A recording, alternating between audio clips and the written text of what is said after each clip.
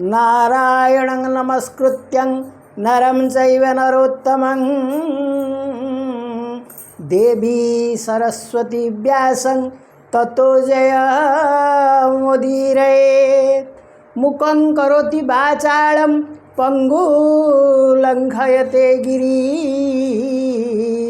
यत्कृपातमहं वन्दे परमानन्दमाधव परमानन्दमाधव। भुवि शङ्कितवङ्किम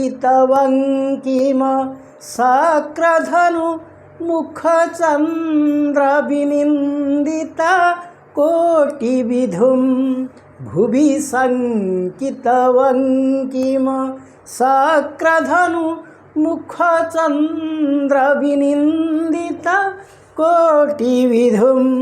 मृदुमन्दसुहास्य सुभास्यजुतं भज कृष्णनिधिं व्रजराजसुतं। भज कृष्णनिधिं व्रजराजसुतं। हरिः ओं। वसुदेवं सुतं देवं कंसचाणूरमर्दनं देवकी परमानन्दं कृष्ण वन्दे जगद्गुरुं। कृष्ण वन्दे जगद्गुरुं। गुरुगोविन्दाय नमः। ओं नमो भगवते वासुदेवाय। ओं नमो भगवते पुरुषोत्तमाय। हरिः ओम। प्रिय सज्जन वृंद, आजिर ये भागवत पठन और प्रवचनर पावन परिसर को आपण मानक स्वागत जनाऊँ। आमे माने ए पर्यंत परमशास्त्र भागवतर चतुर्थ स्कंधर पंचविंश अध्याय पठन करुथिले। काली आमे यहाँ पूर्वर जहाँ पठन करथिले जे नारद आसी पहुँचती प्राचीन राजा पाखरे एवं प्राचीन राजा को से देखिचंदी जे तांकर कर्मरे केतेक अधोगति देखा जाइछि। सेतिपई नारद व्यस्त हो जाइछन्ति। से कहिछन्ति जे पृथुंक वंशरे तुमे जन्म हेई एड़े बड़ धार्मिक राजांक वंशरे तुमे जन्म हेई तुमे अनेक कुकर्मरे लिप्त अछ। प्रथम कथा होछि स्वभावे अज्ञानी कामुक। तुमे कामुक प्रकृति रहिछ, अज्ञान भाव तुमर अछि एवं तुमे मध्य जीव हत्या करुछ। जागयज्ञ जो बलि दौच एवं ताकू खाद्य रूपे ग्रहण करुछ, यह अत्यंत निंदनीय एवं अत्यधिक पापर काम करुछ। तेणु तुमे जो एठी निरीह पशुगुड़ी को बलि दे देउछ तार पराभव तुम्हें भोग कर। कहीं ना सकल देहे नारायण काष्ठ पाषाण तरुतृण। तुम्हें समस्त देहरे भगवान अच्छा बोली जानी गोटे निरीह पशु को जितेबले आनी बलि दे दौच सेतेबेले से पशुर आत्मा तुम प्रति अत्यंत क्रूर भाव मन धरुची ना नहीं। आमे साधारण जड़े व्यक्ति की जो चापुड़ाटे मारुचे से रागे उठी आसुची कौन कहीं मत मारल। तेणु जदि तुम्हें जन को बलि दौच ताहले तार मानसिक अवस्था कौन अच्छी ताहा केभे लक्ष्य करिछ कि। तेणु तुम्हें जेते गुड़िए जीवन को बलि देइछ सेमानंकर आत्मा तुम विरुद्ध रे स्वर उत्तोलन करुचंती एवं सेमाने सबू स्वर्ग को जीवा बाटरे अधा बाटरे सबू रही तुम पथ को चाहिछंती एवं तुमको जंत्रणा देवाई से तैयार हो अच्छा। से सिंह को रेडी कर रखिछंती, तांकर दांत को रेडी कर रखिछंती एवं तुमको खाई जाई कामुटी पकई सिंगरे केंची तुमको रक्ताक्त करिवार योजना करछंती। तेणु तुमर स्वर्ग जीवा पथ रोध है तुम्हें जमपुर को निश्चित भाव में जीव। ए कथा नारद प्राचीन राजा को कहले। तापरे प्राचीन राजा भय करिगले ଯେ ସତରେ ମୋର କ'ଣ ଏଭଳି ଭାବରେ ଘଟିବ। ତେଣୁ ସେ କହିଲେ ଆମ୍ଭେ ଦେଖିଣ ଭୟ ଚିତେ ଶୀଘ୍ର ଅଇଲୁ ତୋର ହିତେ। ତେଣୁ ହେ ପ୍ରାଚୀନ ରାଜା, ତୁମ ବିରୁଦ୍ଧରେ ସେପଟେ ଯେଉଁ ଜୀବମାନେ କ୍ରୋଧ ପ୍ରକାଶ କରି ତୁମର ବିରୋଧାଭାସ କରୁଛନ୍ତି ତାକୁ ଆମେ ଲକ୍ଷ୍ୟ କରି ସେ ଦୃଶ୍ୟ ଦେଖି ତୁମକୁ ଆସି ଜଣାଇବା ପାଇଁ ଆସିଲୁ। ତେଣୁ ତୁମେ ଯଦି ମନରେ ସନ୍ଦେହ କରୁଛ ଯେ ହୁଏତ ନାରଦ ମୁନି ମୋତେ ମିଥ୍ୟା କହିଥାଇ ପାରନ୍ତି, ତାହେଲେ ମୁଁ ମଧ୍ୟ ତୁମକୁ ପ୍ରତ୍ୟକ୍ଷରେ ସେ ଦୃଶ୍ୟ ଦେଖାଇ ଦେଇପାରିବି। ଏ କଥାକୁ କହି ନାରଦ କ'ଣ କହିଲେ? ଏମନ୍ତେ କହି ମୁନିବର ଯୋଗ ନିଦ୍ରାରେ ତା ଶରୀର ହରିଲେ ମନ ବୁଦ୍ଧି ଜ୍ଞାନ ତକ୍ଷଣେ ନୃପତି ଅଜ୍ଞାନ। ସେ ଯୋଗ ନିଦ୍ରାର ସ୍ୱପନେ ପ୍ରବେଶ ଯମର ଭୁବନେ ଦେଖିଲା ତହିଁ ନୃପଗଣେ ଦୁଃଖିତ ବିବିଧ କାରଣେ। ଯେ ଯାହା ଭାବି କର୍ମ ଦ୍ୱାରେ ପୀଡ଼ନ୍ତି ଯେ ଶତ୍ରୁ ଯାହାରେ। ଯେ ଶସ୍ତ୍ରେ ଯାକୁ ଯେବା ମାରି ସେ ରୂପେ ଶୃଙ୍ଗ ଛନ୍ତି ଧରି। ଗଦା ମୁଦ୍ଗର ଅଶିବର କୁନ୍ତ କୁଠାର ଶକ୍ତି ଶୂଳ। ଏ ଆଦି ଶସ୍ତ୍ର ନାନା ମତେ ପ୍ରକୋପ ପ୍ରହାରନ୍ତି ନିତ୍ୟେ। ଯେ ଯାର ଶତ୍ରୁ କର୍ମ ଦ୍ୱାରେ ସୁମରି ଦଣ୍ଡ ଦିଅନ୍ତି ତାରେ। କେ ବୃକ୍ଷେ ବାନ୍ଧିଣ ପିଟନ୍ତି କେବଳେ ତୋଳି କଚାଡ଼ନ୍ତି। ଅଧୋବଦନ ଊର୍ଧ୍ୱପାଦ ଆଦି ଅଶେଷ ବିଷାଦ। ନାନା କଦର୍ଥନେ ପୀଡ଼ନ୍ତି ପ୍ରକୋପ ନୟନେ ଚାହାନ୍ତି। ଅଧର ଚାପି ଦନ୍ତ ଭିଡ଼ି କୂପେ କରନ୍ତି ଘୋର ରଡ଼ି। ତେଣୁ ନାରଦ ଯେତେବେଳେ ପ୍ରାଚୀନ ରାଜାଙ୍କୁ କହିଲେ ଯେ ତୁମକୁ ଦଣ୍ଡ ଦେବା ପାଇଁ ତୁମେ ଯେଉଁ ଜୀବଗୁଡ଼ିକୁ ମାରିଛ ସେମାନେ ସବୁ ପ୍ରସ୍ତୁତ ହୋଇ ଅଛନ୍ତି। ଯମପୁରକୁ ଯିବାବେଳେ ସେମାନେ ତୁମକୁ ନିଶ୍ଚିତ ଭାବରେ ଦଣ୍ଡ ଦେବେ। ପ୍ରାଚୀନ ରାଜା ସନ୍ଦେହରେ ପଡ଼ିଲେ, କ'ଣ ସତରେ ଏଭଳି ଘଟିବ?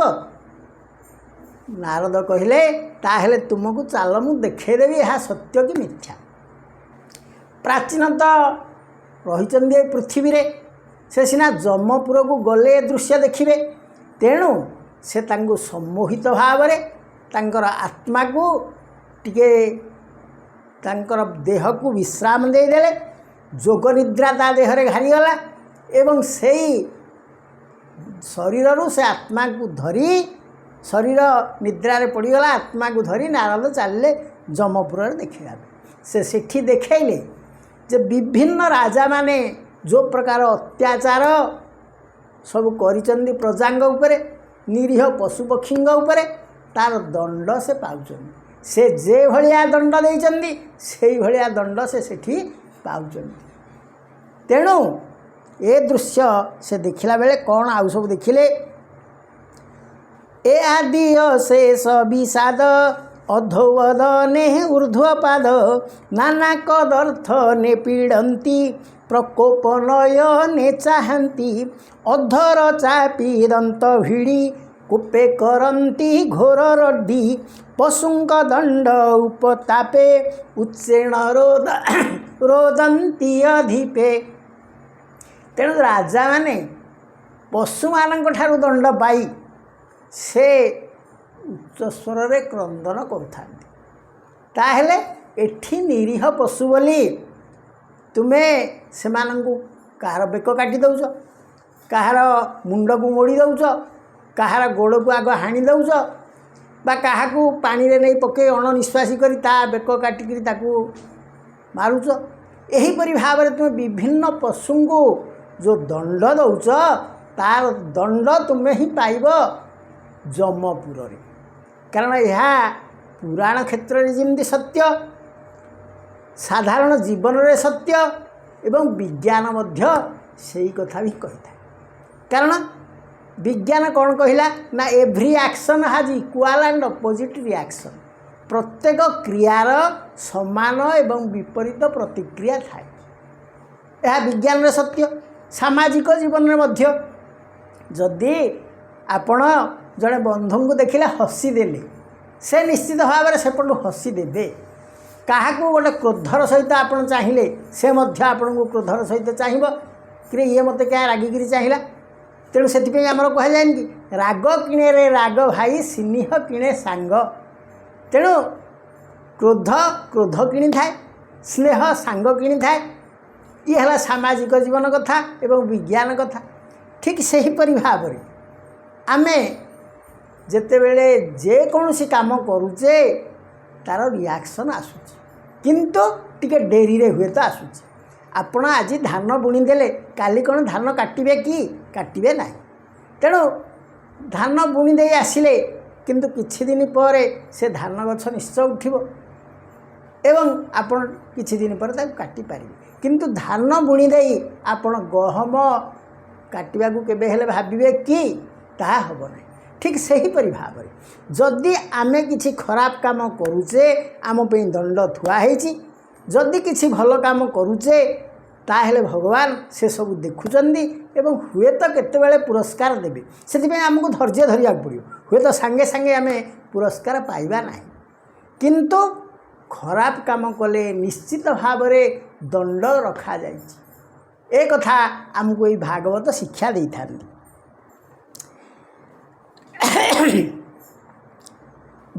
दुस्सह दुखे भयच्छन्ने सुचित्रमूत्र स्रवितमूत्र द्वार माने ता देखी प्राचीन पुराण भये उत्सर्गे पंच प्राण भ्रम होइला तार मति पलाई लोड़ीला नृपति ता जोगे बद्ध पशुगणे ताकू बेढ़िले तत्क्षणे निज शत्रु को पाई कोपे बेगे भक्षिले क्षुधा तापे। तेणु प्राचीन मुनि प्राचीन राजा जिते दृश्य को देखिले सेतेबेले से भयर थरहर हो गले। तेणु से पड़े जावाई चाहिए, किंतु देखिले जो पशु मान से सबू मृत्युदंड देइथिले बा बलि देइथिले सेमाने सबू तांकु बेढ़ी गले एवं बेढ़ी जाई सेमानकर जो तीव्र नख मानकरे बा तांकर जो खुरारे बा तांकर दंतरे तांकु से आघात करने को लगिले। तांकर सिंगरे जेतिकी संभव जे जहा द्वारा सेमाने सब आघात करने को लगिले। एवं वर्तमान प्राचीन राजा दुख जंत्रणा चित्कार करी उठिले।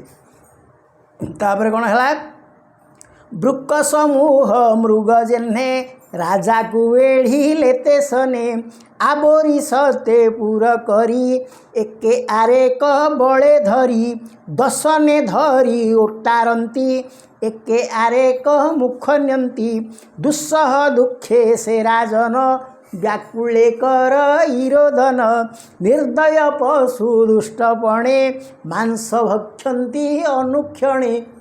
तेणु ये जमी से मांस को खाई बद्ध करी सेमाने इंकर मांस को खाई जाउचंदी। भक्षंती अस्ति शेष जाए जाबत क्रोध शांति नोहे तदंते अन्य पशुगणे बेढ़ी से भक्षंती तक्षणे मायारे पुनरपिकाए प्रकाशे पूर्व तनु पाए दुस्सह दुखे से नृपति भय पलाए चौकती। तेबे वास्तव रे प्राचीन राजा मरी नाहांती जोग माया बल रे नारद नहीं देखाउछन तांकर भविष्यत जे एई भली भाव रे तुम अवस्था पाइब। तेणु से जो देखुं से जो जीव मान से मारी देइथिले सेमाने तांकु बेढ़ी तांकर मांस खाई जाउछंदी, तांकर रक्त पी जाउछंदी एवं तांक विभिन्न अंग को आघात करुछंदी तांक सिंह मानकरे। से सब देखी से भय रे एणे तेणे दौड़ुछंदी। तेणे गोड़ा भये पलांती चौकती दुस्सह दुखे से नृपति तेणे गोड़ाती पशुगणे बेढ़ी भक्षंती जणे जणे एमंत दुख महाघोरे रोदन कले उच्चस्वरे तारे रक्षक केही नाही शत्रु समूहे पीड़े देही सभय भाळ इराजन निश्चय नासिबे मो जीवन एमंत भाळंते आकुळे मुनि जानिले जोग बळे ए मिथ्या भये नृपछन्न अवश्य छाड़ीब जीवन तक्षणे भयु नृपवर हरिले जोग निद्रा तार। तेणु से देखिले जे राजा जो अतिशय भय पाईगले काले प्राण चलीजीव से मुनि नारद मुनि तांकोठार जोग निद्रा को हरण करने तक्षणे ज्ञान से लभिला विह्वले सत्वरे उठिला मुनि की कोलाग्रत करी से मिथ्या भये नृप डरी ए दुष्ट पशु भयंकर निश्चय भक्षिबे मो शरीर एमंत कही से राजन उच्छने कर इरोदन मति विभ्रम देखि तार कहती कही बोधंती मुनिवर मति विभ्रम देखि तार कही बोधंती नृपवर कही बोधंती मुनिवर ए मिथ्या भये तुराजन व्यर्थे हेउ किं पाछन्न एबे प्रत्यक्षे देखराए नय न फेड़ी एबे प्रत्यक्षे देखराए नय न फेड़ी तू निर्भये जे घोर भय पीड़ा तोते अज्ञाने देउथिले सत्ये अदृश्य हेले आंभड़े तो अंते पीड़ी बेसे पूरे तू दुख देई अछु एते अवश्य से ही देवे तते। तेणु नारद मुनि कहउचंदी जे शुण तुम्हें एत भयर मत कुंढेक जो धरीच राजा अतिशय भयर जो ज्ञान आसीगला नारद कुंढेक धरले कहले मत रक्षा कर। नारद कहले ना ये किछि नुह ये तुम खाली मैं दृश्यटा देखली तुम्हें मृत्युवरण करना हो किंतु मृत्युवरण करले तुमर आत्मा को यही भाव में दंड दियाजिब एवं तुमर जो स्थूल शरीर सीना ये जली पड़ी शेष हो लोक मैंने ताकू विसर्जन करदेवे किंतु तुमर जो सूक्ष्म शरीर सेठी जाई यहीपरि भाव में दंडित हो जमद्वार से दंड पाइब एवं दंड दौथुआ प्राणी माने आउ केही नुहंती तुम्हें जो मानू मारिच से माने ही दंड देवे।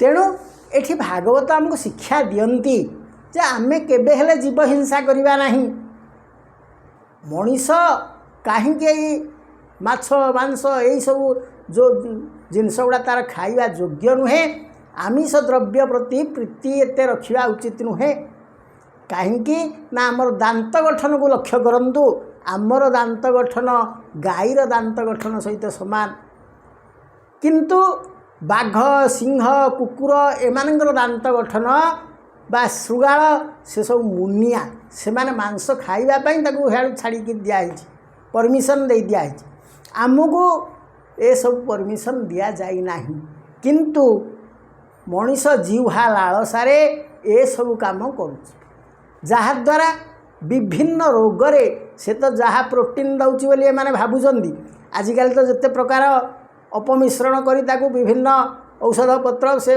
देई जो छोटिया कुकुड़ाटीए ताकू से 2 मास माने 8 दिन कुकुड़ाटी से हो जाऊँगी 5 केजी 2 केजी तेणु यही भाया जो केमिकाल द्वारा सब तैयारी कर दिया जाउची ताकू मनीष खाई अति आनंदित होउची एवं विभिन्न गुड़िया रोग मध्य से पाउची।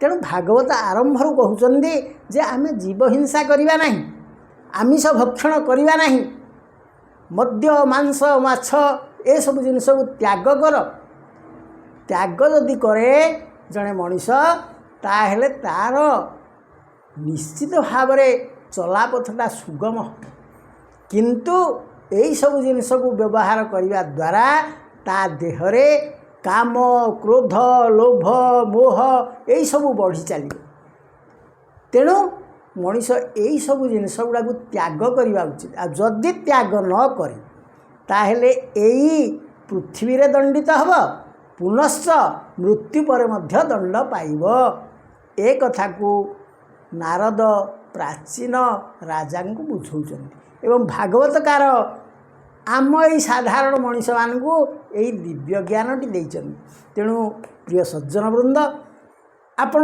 चेष्टा करंतु आमिष भक्षण टे दूरे रहा देखिए गोटे दिव्य आनंद आपण पाइबे कारण यथेष्ट प्रकार निरामिष खाद्य रही आपण 100 प्रकार परिबा आमर अच्छी केते प्रकार डाली सब रही तेणु ये सब जिनस आम खाई निश्चित भाव में जीवन रक्षा करें आमिष भक्षण पर एत आग्रह करेंगे कहीं सेगुड़िक खाइबा द्वारा निश्चित भाव में आमर गैस्ट्रिक डायबिटीज बा हृदरोग एवं ब्लड प्रेशर ये सब बढ़ुची तेणु टे सतर्क हो आमे एवं से सब जिनस को त्याग करने टे उद्यम करंतु भागवत जहाँ कहते तार अर्थ को टे उपलब्धि करंतु तापर से कौन कहते तू दुख देई अच्छु जेते तो अंते पीड़ी वैसे तते शुणी संभ्रमे नृपराण बोले मुनि